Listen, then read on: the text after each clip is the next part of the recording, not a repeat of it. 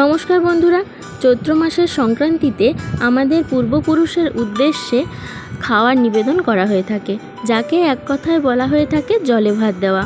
সকালের জলখাবারে এরকম ছাতুকে দিয়ে এই কাজটি সম্পন্ন করা হয়েছিল। তেমনভাবেই দুপুরবেলাও বিভিন্ন রকম পদ রান্না করে জলে ভাত দেওয়ার নিয়মটি পালন করা হবে। কমপক্ষে 7টি পদ রান্না করে জলে ভাত দেওয়ার পদ্ধতিটা আমরা করে থাকি। মা এবং ঠাকুমা এই কাজটি যতদিন না পর্যন্ত হয়, মানে এই পুরো চৈত্র মাসটাতে আম খায় না। এই কাজটি সম্পূর্ণ করার পর তারপর কিন্তু তারা আম খায়, তার আগে পর্যন্ত আম খায় না।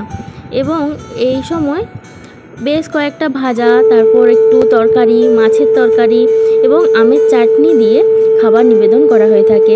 এবং যারা যারা পান, বিড়ি এবং সিগারেট খেতে পছন্দ করতেন, তাদের এই থালাতে সুন্দরভাবে পান, বিড়ি এবং সিগারেট একটু সাজিয়ে দেওয়া হয়। তো কাদের কাদের বাড়িতে এরকম নিয়ম আছে